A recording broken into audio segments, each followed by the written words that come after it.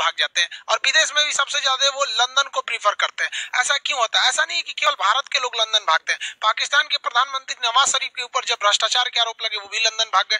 वहां के पूर्व राष्ट्रपति और जनरल परवेज मुशर्रफ वो भी लंदन भाग गए। पूरी दुनिया से लोग अगर कहीं भागते हैं तो सीधे लंदन भाग जाते हैं। चाहे वो हमारे आईपीएल घोटाला को लेकर ललित मोदी हो, नीरव मोदी हो, या फिर विजय माल्या, ये लंदन भाग जाते हैं। इसके लिए लंदन कुछ इन लोग को बुलाता भी है। इंग्लैंड जो है इसके लिए खुद प्रेरित करता है। दुनिया के जितने फ्रॉडियर हैं, वो करोड़पति वगैरह, वो कहते हैं कि अगर आप इंग्लैंड में आकर 2 मिलियन पाउंड का अगर इन्वेस्टमेंट करते हैं, या बंगला खरीदते हैं, रेस्टोरेंट चलाते हैं, या फैक्ट्री खोलते हैं, कोई भी चीज करते हैं, तो हम आपको कुछ साल तक रहने की गारंटी दे देते हैं, चाहे आप कितना भी बड़ा अपराध किए हो। इसके लिए वो ऐसे लोगों को गोल्डन वीजा प्रोवाइड करता है, और ऐसे लोगों को उसकी जो कानून व्यवस्था थोड़ी सी अपनी आंखें बंद कर लेती है। लेकिन ऐसा नहीं है कि कोई भी सरकार या इवन भारत सरकार हाथ पर हाथ रख के बैठी है। इसके लिए भारत सरकार ने भी इंग्लैंड से तथा अन्य देशों से भी प्रत्यार्पण संधि किया है, जिसके एक्स्ट्राडिशन ट्रीटी के नाम से जानते हैं।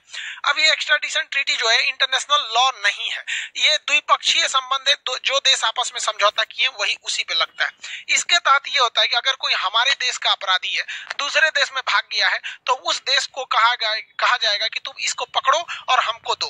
तो अगर देखिए, पकड़ने के लिए वो देश पकड़ेगा नहीं पकड़ेगा इसकी कोई गारंटी नहीं है। तो इसके लिए इंटरनेशनल पुलिस, शॉर्टकट में इंटरनेशनल को शॉर्टकट में इंटर, पुलिस को पोल, तो इंटरपोल के पास जाया जाता है। इंटरपोल एक नोटिस निकालती है जिसे कहते हैं रेड कॉर्नर नोटिस, और वो रेड कॉर्नर नोटिस उस देश को दिया जाता है कि देखो तुम्हारे देश में ये अपराधी खुलेआम घूम रहा है, पकड़ के दे दो।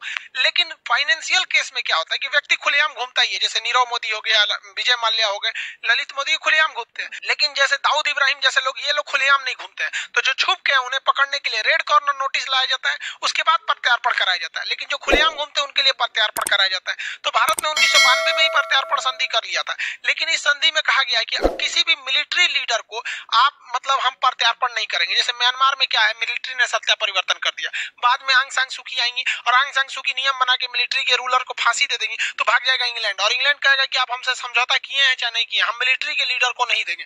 इसीलिए देखेंगे जितने भी मिलिट्री लीडर हैं जो इस तरह से भागते हैं, इंग्लैंड भाग जाते हैं। दूसरा कहा जाता है कि पॉलिटिकल लीडर्स को हम प्रत्यार्पण नहीं करेंगे। जैसे अभी जो बाइडेन आए हैं, अगर मान के चलिए डोनाल्ड ट्रंप पे 20 केस लगाएंगे तो भाग आएंगे डोनाल्ड ट्रंप लंदन में। तो ये दो लोग तो सीधे सीधे बच सकते हैं, मिलिट्री और पॉलिटिशियन वाले लोग, क्योंकि आप ऐसा पॉलिटिशियन लोग भी बहुत ज्यादा कभी कभी, जैसे इंग्लैंड इसमें चाइना में क्या होता है, कोई भी अगर सी जिनपिंग के खिलाफ आवाज उठाता है तो या तो गायब कर दिया जाए तो मार दिया जाएगा। तो वो लंदन भाग जाएंगे, लंदन खुलेआम कह देगा कि भाई हम पॉलिटिकल असाइलम, राजनीतिक शरण लेने वाले को हम देते नहीं है। लेकिन अब दिया किसको जाता है, तो वैसा क्राइम करने वाला व्यक्ति जो दोनों देश में क्राइम माना जाता हो। जैसे भारत में कुछ ऐसे क्राइम है जिन्हें आप क्राइम मान सकते हैं, लेकिन बहुत वो ऐसे कानून जो है वो अमेरिका या इंग्लैंड में क्राइम नहीं माने जाते हैं। तो आप उसी संधि पर प्रत्यार्पण, उसी कानून पर होगा प्रत्यार्पण जो इसको दोनों देशों ने क्राइम की श्रेणी में रखा हुआ है। जैसे भारत में पोर्नोग्राफी बनाना एक तरह का अपराध है, लेकिन इंग्लैंड में ये अपराध नहीं है। तो दोनों कंट्री में अपराध नहीं है, तो इंग्लैंड कह देगा कि नहीं भैया हम आपको प्रत्यार्पण नहीं करेंगे। लेकिन नीरव मोदी और विजय माल्या के समय में तो दोनों देश कहते हैं कि अपराध है, बैंक का पैसा लेकर नहीं चुकाना या फर्जीवाड़ा करना दोनों अपराध है। इसके अलावा कहा जाता है कि ऐसा नहीं है कि आप आइएगा कहिएगा कि फला आदमी आपके यहाँ देश में है, हमको दे दीजिए, हम इस पर मुकदमा चलाएंगे। आपको पहले उसका प्रॉपर एविडेंस, सबूत दिखाना पड़ेगा। सबूत दिखाने के बाद आपको इस बात की गारंटी देनी पड़ेगी कि जो सबूत दिखाए हैं, जिस मामले में केस चल रहा है, जिस मामले के लिए आप इससे प्रत्यार्पण ले जा रहे हैं, आप वही केस चलाइएगा अपने देश में। ऐसा नहीं है कि भारत इंग्लैंड से ले जाइएगा नीरव मोदी को बैंकिंग फ्रॉड के लिए कि पीएनबी घोटाला किया है और वहां ले जाके मर्डर केस चला दीजिएगा। ऐसे में आपको प्रत्यार्पण नहीं किया जा सकता है। तो भारत ने ये सारे एविडेंस दिए, उसके बाद भी मामला अटक जाता है कि मान के चलिए हमने सारा एविडेंस दे दिया, लेकिन उस देश के साथ हमारा प्रत्यार्पण संधि यानी एक्स्ट्राडिशन ट्रीटी नहीं हुआ है, तो वो देश देने से मना कर देगा, कहेगा हम इसको क्यों देंगे, इससे तो हमको फायदा हो रहा है, ये जिस होटल में रुका है उसको रोजगार मिल रहा है, डेली इधर उधर नाश्ता चाय पानी करबे करता है, हमको फ्री में मिल रहा है, विदेश वाला को कोई क्यों लौटाएगा। तो समझौता भी होना चाहिए। तो भारत हर एक चीज किया है, समझौता भी किया है, एविडेंस सब चीज बता रहा है। इसके बावजूद इंग्लैंड जो है, आप कुछ भी कर दीजिए आपके केस को फंसा देता है, क्योंकि इंग्लैंड इस तरह जानबूझ के कहता है इंग्लैंड कि हमारा समझौता से बहस नहीं है, पहले ये कोर्ट डिसाइड करेगी कि हमें लौटाना है या नहीं, यानी जो जो चीजें जरूरी है ये कोर्ट में जाएगा। और ये शुरुआत करता है इंग्लैंड डिस्ट्रिक्ट कोर्ट से। अब आप बताइए भैया, डिस्ट्रिक्ट कोर्ट में 3 साल लटक जाएगा, मामला। डिस्ट्रिक्ट कोर्ट अगर डिसाइड कर दिया कि नहीं भैया इनको कहाँ भेज दीजिए, भारत में भेज दीजिए, तो अब वो आदमी कहता है कि नहीं हमें भारत में भेज दिए, वो चला जाता है हाई कोर्ट में। अब हाई कोर्ट कहेगा कि नहीं नहीं आपको भारत भेजना पड़ेगा। जैसे नीरव मोदी के केस में हाई कोर्ट ने इंग्लैंड का कह दिया कि नहीं आप भारत जाएंगे, तो अब ये लोग कहाँ जाते हैं, सुप्रीम कोर्ट में। लेकिन सुप्रीम कोर्ट में जाने से पहले यहाँ इन्हें एक और मतलब परमिशन लेनी पड़ती है हाई कोर्ट से कि ये मामला सुप्रीम कोर्ट के लायक है कि नहीं। तो नीरव मोदी के केस में जज ने कह दिया हाई कोर्ट का कि नहीं आप भारत ही जाएंगे, आपको ये मामला इंग्लैंड जाने मतलब सुप्रीम कोर्ट जाने लायक नहीं है। लेकिन अगर सुप्रीम कोर्ट जाने लायक रहता तो 1-2 साल और फंस जाता, तो यहाँ तो खत्म हो गया। लेकिन सबसे ज्यादा अगर किसी को बचाता है तो इंग्लैंड का एक वो है European court of human right. Europe के देशों ने ह्यूमन राइट को बहुत ज्यादा वैल्यू देते हैं और ये कहते हैं कि भाई जब तक ये कोर्ट नहीं कहेगा कि आपको किया जाए प्रत्यार्पण तब तक नहीं करेंगे। अब ये लोग छोटे से छोटे चीज को ध्यान देते हैं कि आप इनको जब ले जाएंगे तो वो जेल कैसा है, उस जेल की हॉस्पिटल व्यवस्था कैसी है, बिल्डिंग कैसा है, मतलब कहीं ना कहीं से मामला फंसा के कह देते हैं कि नहीं वो जेल ठीक नहीं है, हम आपको जाने नहीं देंगे। अभी क्या है कि नीरव मोदी के साथ अभी भी ये मामला थोड़ा सा अटक सकता है, क्योंकि उनका कहना है कि भाई जो मुंबई का आर्थर रोड है उसकी व्यवस्था ठीक नहीं है। लेकिन इनका आना एकदम फिक्स हो गया है क्योंकि आर्थर रोड जेल में कुछ कोरोना के मरीज भी मिले थे। हालांकि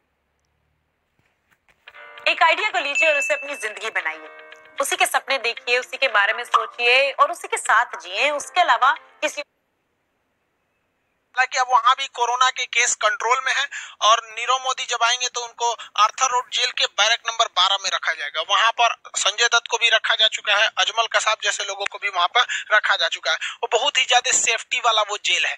अब इनका यहाँ पर आना फिक्स हो गया। लेकिन बात अटक जाती है कि कब तक हम लोग ऐसी लंबी प्रक्रिया को लेके चलेंगे। एक बार district court, high court, supreme court, फिर वहां के ह्यूमन राइट कोर्ट में जाएगा, फिर मामला अटक जाएगा। हम लोग 131 ऐसे भगोड़े लोग हैं जिन्हें हम लाना चाहते हैं, जिसमें अब तक केवल 2 ठो को लाने में कामयाबी मिली है। मतलब 1% से 2% लोग को ही हम लोग ले आ पाते हैं, बाकी को नहीं ला पाते। तो इसके लिए हमें एक लॉन्ग टाइम सोचना पड़ेगा। हमें एक स्पेशल जेल बनाना पड़ेगा जिसका नाम जेल ना लग के कोई और नाम रखा जाए।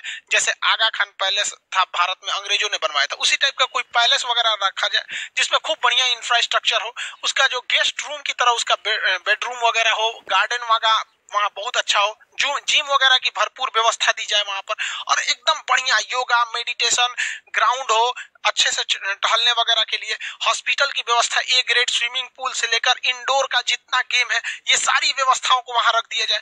बेहतरीन ढंग का वहां पे रेस्टोरेंट टाइप का अंदर बना दीजिए, किचन हो, वेल फर्निश्ड बाथरूम वगैरह हर चीज बढ़िया हो, लाइब्रेरी हो, अपना सारा चीज हो, और उसको वेल एस्टेब्लिश करके इंग्लैंड का जो कोर्ट है उसको और जो वहां का ह्यूमन राइट कोर्ट है उसको एक बार निमंत्रण दिया जाए कि आप आइए हमारे यहाँ, हम खर्च देते हैं और जांच कीजिए कि हमने ये जो व्यवस्था दिया है इसमें कोई कमी तो नहीं है। और अगर वो कमी कहते हैं तो फिर उसको फिर से सुधार के उनसे एनओसी ले लिया जाए, नो ऑब्जेक्शन सर्टिफिकेट की ये बहुत अच्छा पैलेस है। उनको बताना नहीं है कि जेल है, मैं तो सोच रहा फिर अटका देगा सब, पहले उनसे सर्टिफिकेट ले लेना है। और ये जितनी चीजें बनवाना है उसको कोशिश ये करना चाहिए भारत सरकार को कि उस कंपनी से दिया जाए जो इंग्लैंड की महारानी का महल बनाया है। हर चीज जो कंपनी का उनके यहाँ टॉयलेट बाथरूम है वही लगाओ, किचन जो वहां बना मतलब एकदम सेम, ताकि इंग्लैंड का कोई भी कोर्ट या फिर ह्यूमन राइट ये ना कह सके कि इस महल में, इस पैलेस में किसी चीज की कमी है। जब ये बन जाए ना तब भारत के लिए सही है। अब वहां पे प्रत्यार्पण किया जाएगा तो ये ह्यूमन राइट वाले कहेंगे कि जिस जेल में ले जा रहे हैं व्यवस्था नहीं है, तो कहा जाएगा देखिए 2 साल पहले आप ही लोग घूमने गए थे भारत में, कहते कि 1 नंबर व्यवस्था है, उसी पैलेस में ले जाएंगे, वो जेल नहीं है पैलेस है, वहीं ले जाएंगे। तो एक रास्ता ये बच सकता है हम लोग के लिए, ये काफी अच्छा है। क्योंकि वो लोग नॉर्मल जेल भारत का देखिएगा ना तो हम ये नहीं करेंगे किसी को जेल में ले आके फैसिलिटीज दिया जाए, अरे कम से कम लाइएगा तो बढ़िया जगह रख के थूरेगा आदमी। कोई जरूरी है कि खराब जेल में थूरेगा?